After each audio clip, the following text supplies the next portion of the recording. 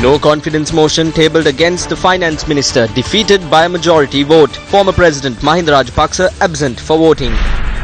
Sri Lanka Freedom Party decides against the extension of the tenure of the central bank governor. 3 killed in a hand grenade attack in Talangama. Former senior DIG Anurasena Nayaka further remanded until the 23rd.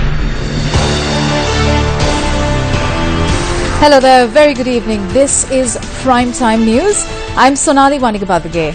A very good evening, I'm Joel Outskun. Let's now take a look at our stories in detail. The motion of no confidence against Minister of Finance Ravi Karunanayake was defeated with a majority of votes. 145 votes were cast against the motion, while 51 votes were cast for the motion. 28 members of Parliament were not present in the chambers when the vote took place. Voting began following the debate on the motion of no confidence. Parliamentarian Mahinda Rajapaksa was not present in the chambers when the vote took place. Honorable Mahinda Rajapaksa. Absent.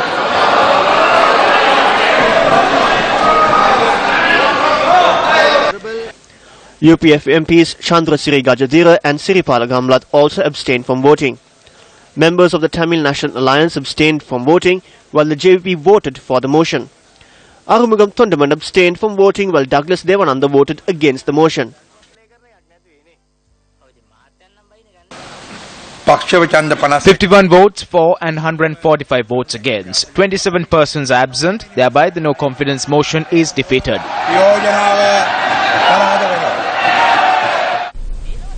President Maithripala Sirisena was present in the parliamentary chamber when the debate on the motion of no confidence against Finance Minister Ravi Karunanayake took place. Here are some of the views expressed during the debate.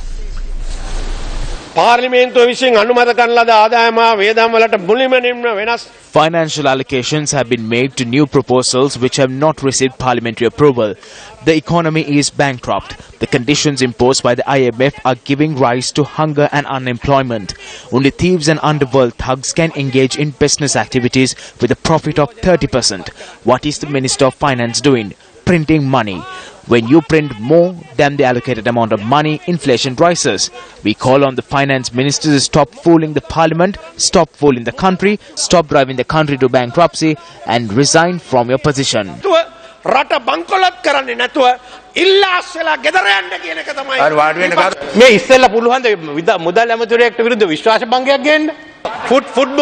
they bring a no confidence motion against the finance minister? These people came on the footboard. A no confidence motion should be brought against the former finance minister. He, under the Mahinda Rajapaksa government, spent money and did not reveal this to the parliament. This is a violation of the Fiscal Management Responsibility Act number 3 of 2003 and a violation of parliamentary privileges. I propose that an investigation should be conducted into this. His parliamentary position should be suspended for a week and he should be sent to Uganda.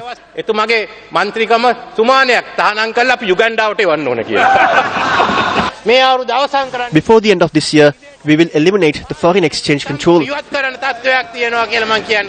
We will impose a capital gains tax. Some of these people will have to pay for what you earned. Why aren't you prepared to say that your party leader brought in 4 billion from Japan? MP Luhan Watwatta, are you ready to say this? Will Kehli Rambukwalla say this? Why have you joined a group which commits acts of treason against your party leader? Who are you trying to attack through this? Ravi Karunanayake or the president? Will Mahindananda Alutgamage scold the president saying that he has not done any work, or will he protect the president? This is a joke we will defeat.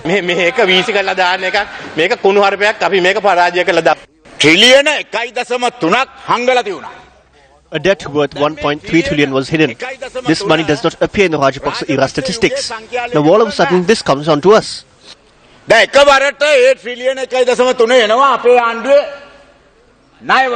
Can you produce documents in this regard to Parliament?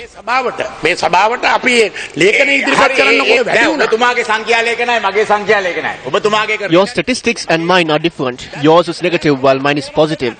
You sat down next to me in the past and asked me, can you take this economy forward like this? We increased Mahapolo to 5,000. You don't know about it because you didn't go to university. How could he know about it? As soon as the government fell, he wanted to join the UNP. Ranil Wickramasinghe asked him not to join. Don't laugh. You have no clue of what a budget is. Can you tell me up to which grade you received education? Both Mervyn Silva and you are the same.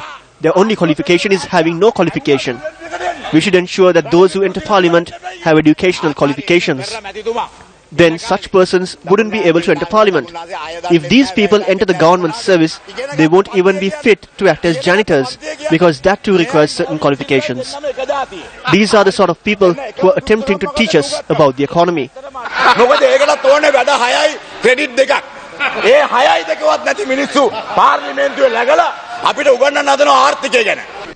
When you read the papers, it seems like this no-confidence motion was brought against the SLFP members in the government. They plan to call us traitors hereafter. They will attempt to portray us as UNPers. Kehali Rambukwala has made a number of statements about us. We have signed an MOU which is in effect till the end of 2017. You know that very well. The media called on us to oppose this motion. What are you trying to gain through this? The only thing that can happen if we withdraw from the government is that the country could be driven to its downfall.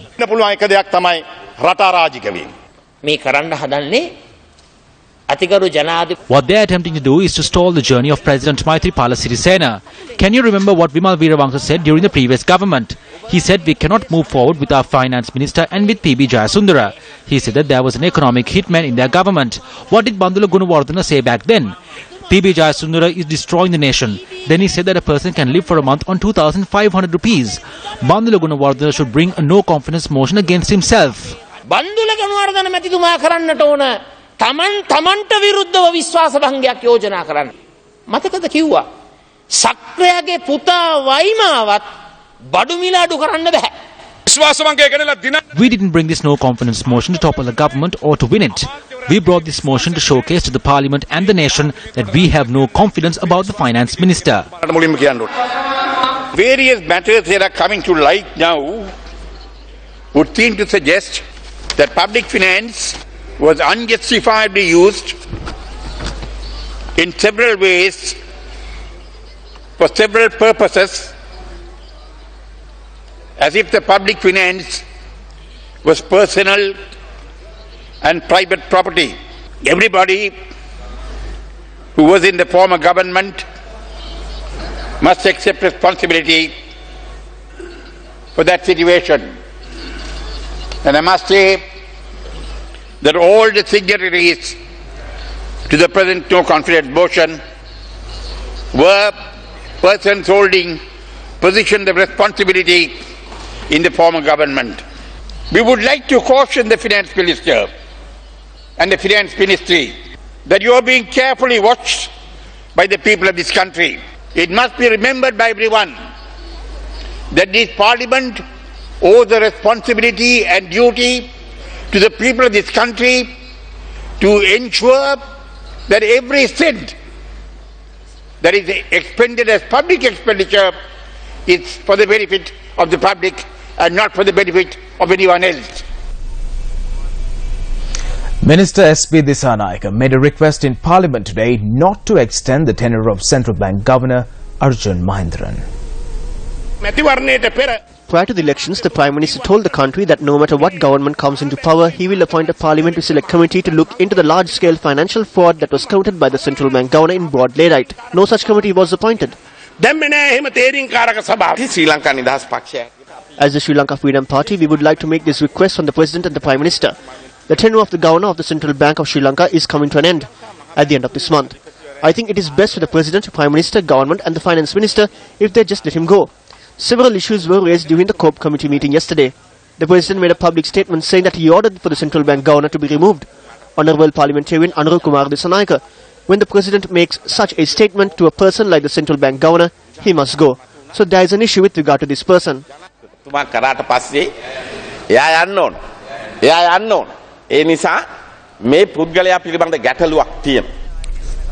The Sri Lanka Freedom Party has decided not to extend the tenure of Central Bank Governor Arjun Mahendran. This was revealed during a media briefing convened today.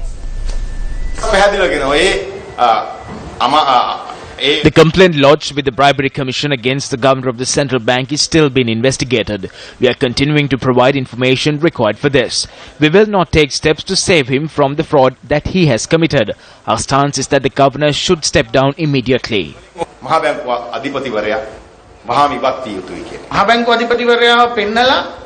We have doubts whether the Central Bank Governor is the front man for someone else. We should definitely look into the charges of fraud and corruption and take necessary action. He should step down. The Sri Lanka Freedom Party is of the view that he should not be reappointed.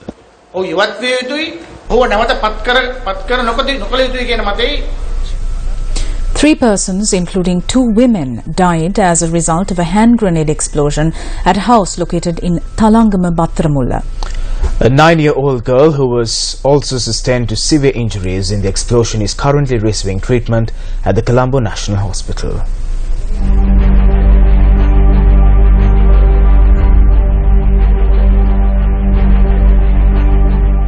One of the victims has been identified as a 43-year-old mother of 4 residing in the Bandaravatta area in Thalangama. According to relatives of the deceased woman, who had been separated from her husband, she had sought help from an individual engaged in concocting charms to reconcile her marriage. The relatives state that the woman had allegedly been subjected to advances by this individual. They say that he's an individual who concocts charms to reconcile broken marriages. So he had gone to this area. Later on, since something had gone wrong, they say that he's the one who had carried out the attack out of anger. The victim had lodged a complaint with the police with regard to these advances, and the police had requested both parties concerned to be present at the Thalangama police station at 11 a.m. today. According to the police, an individual had entered the victim's house while she was preparing to leave for the police station and detonated a hand grenade. A fight broke out at around 5:30. He came from behind with 2 grenades in his hand. He then hurled one at my mother. I heard a loud noise. My grandmother then told me to get my elder brother, after which she called my grandfather. According to the police, the blast also claimed the lives of the victim's aunt as well as the individual who detonated the bomb. Still in local news, as a result of public opposition, the stretch of the Colombo-Avisavela road that runs adjacent to the Sava army base was closed for vehicular traffic once again.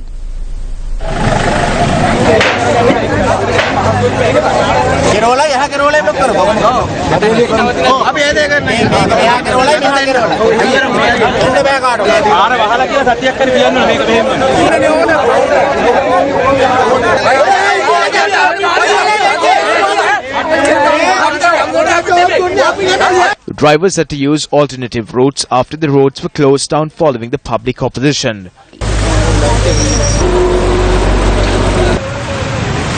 At present, the houses are being cleaned and electricity cables are being laid.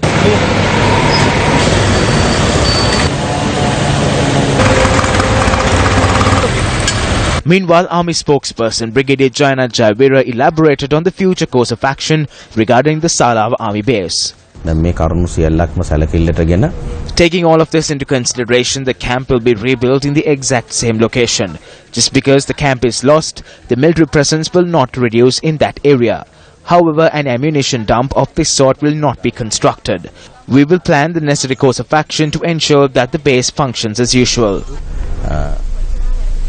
Now, houses are to be constructed for those who lost their homes due to the landslide in Kalupahanwate in Bulatkopetia. The foundation stones for these houses were laid today. On the 17th of last month, the picturesque mountain in the Bulatkopetia area in Kegol turned into a site of destruction when it gave way and engulfed the entire Kalupahanwate village. Since then, for 27 days, the affected people have been living in temporary shelters amidst many difficulties. Today, these people were given hope for a better future after living in uncertainty for so long. Today, the foundation stone was placed for the construction of the 100 houses in a safe zone of the Kalupahanwate village. Persons whose houses were destroyed by landslides and those with houses identified to be in landslide-prone areas are to be given houses under this initiative. The records show that 305 families had to be evacuated from the Bulat Kahupiti area. They will be given lands. We will take a final decision on the identified lands at a meeting in Kegol tomorrow. After a decision is made, 100 families from Aranayaka, Bulat Kahupitiya and Yati Antota will be given houses through the intervention of the government and private sector. Former senior DIG Anura Senanayake, who was arrested on the charge of allegedly concealing evidence in connection with the killing of rugby player Wasim Tajuddin, was denied bail by Colombo Additional Magistrate Nishant Peris today. Former senior DIG Anura Senanayake and former Narahempeta Traffic OIC Sumit Kumara were produced before the Colombo Magistrates Court today. President's Counsel Anil Silva, representing the defendants, requested court to grant bail to suspect Anura Senanayake, stating that he was under medication for an illness he had over several years. Colombo Additional Magistrate Nishant Peris, who denied his bail application, informed court that Anura Senanayake could be directed for medical treatment by prison officials to his doctor, Dr. Chula Herath. Meanwhile, former Narahempeta Traffic OIC Sumit Kumara, who was also arrested on the charges of alleged concealing evidence in connection with the killing of Wasim Tajuddin, was given permission by court to make a special statement. Drawing special attention to the former Traffic OIC's request, Colombo Additional Magistrate Nishant Peris informed Sumit Kumara to reconsider his request, and if he is coming forward voluntarily, provisions will be made for the statement to be recorded tomorrow. Upon rejecting the bail application made by Anura Senanayake, Colombo Additional Magistrate Nishant Peris placed both Anura Senanayake and Sumit Kumara under remand custody once again until the 23rd of this month.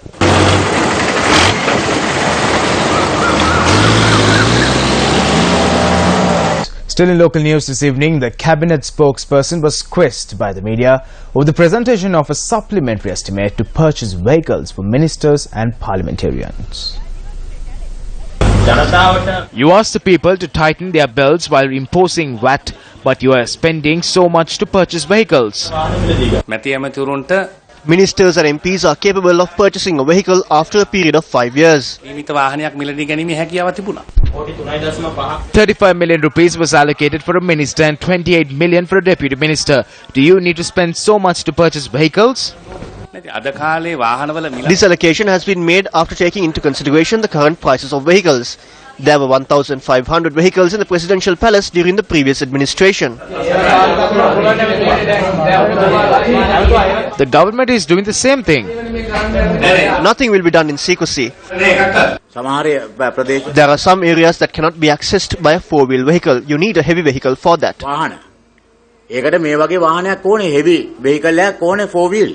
A Japanese four-wheel drive vehicle of good condition is priced around 12 million in the market. That is when you add the duty as well. Yes, that is the price when you add the duty.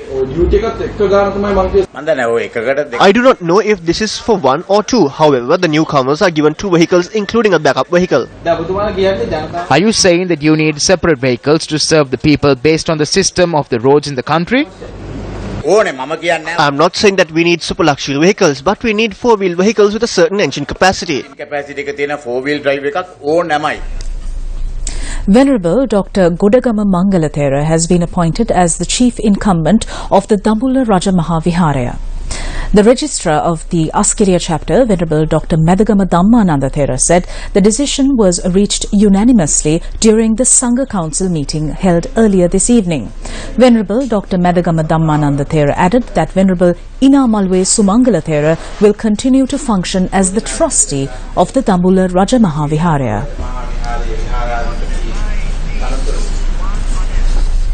Meanwhile, a confusing situation has arisen over the questioning of directors of state institutions with regard to the investigations carried out by the Police Financial Crimes Investigation Division and the Presidential Commission of Inquiry. A letter by the Sri Lanka Administrative Service Association addressed to the President and the Prime Minister notes that it is wrong to punish state officials when decisions reached by them are not implemented properly at grassroots level and when politicians at grassroots level misuse funds allocated for the implementation of certain projects. The letter adds that due to the existing situation, around 150 executive officers of the Ministry of Finance are on the brink of reaching a decision to refrain from taking part in any board of directors meetings in the future, to which they attend using their official powers.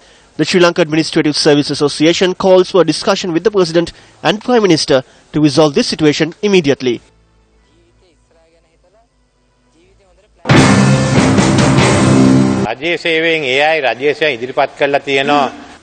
The public service has forwarded a letter and certain documents. This has been sent to the President as well. A letter has been presented by the public service. In this letter, they have noted that it is wrongful to penalize the officers. At the same time, public officers are now signing a petition as well. Therefore, this matter was directed to the Attorney General once again. As this could lead to a serious issue, the Attorney General also noted that he would look into this and issue an order.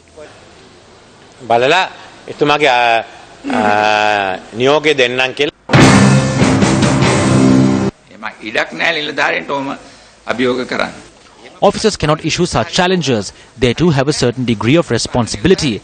As people who have to be loyal to the government, if they act in this manner, they will be interdicted.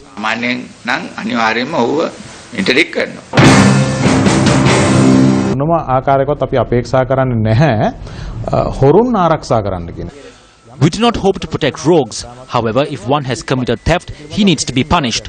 However, on some occasions, officials are punished because those who are charged with implementing the decision taken by officials do not implement activities in a proper manner.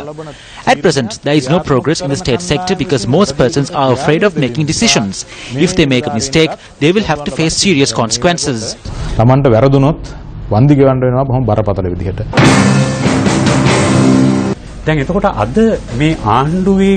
The disaster faced by this government is that the public officers are moving towards some kind of an act of terror. If a public officer is silent in the face of misusing funds and corruption, that person is corrupt. They are trained to be the watchdogs of public funds. If they are blind and deaf to these acts, that is a crime.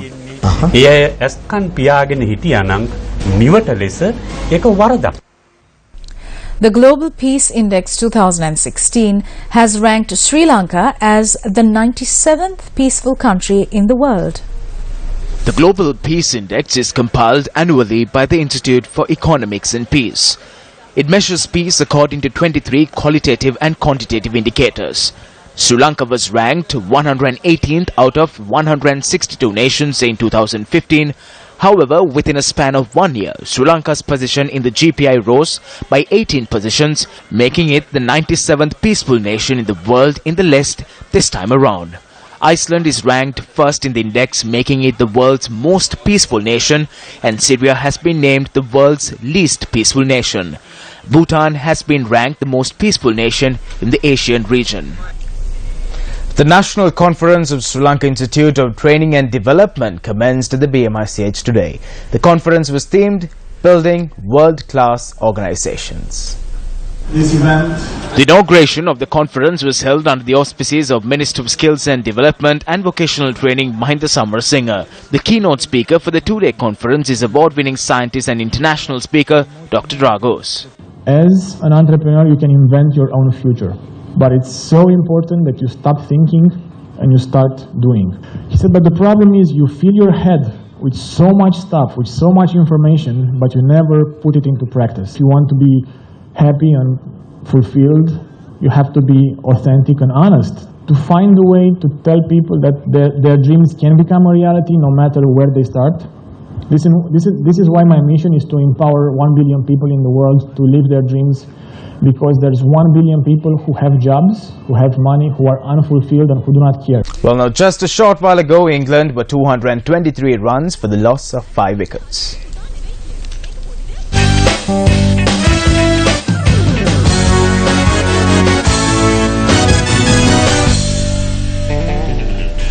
And before we go tonight, just a reminder, if you missed out on any of the stories we just aired, you can log on to our website www.newsfirst.lk. I'm Sonali Vanigabaduge. And I'm Joel Outskun. Thank you very much for stopping by. Take care. Good night.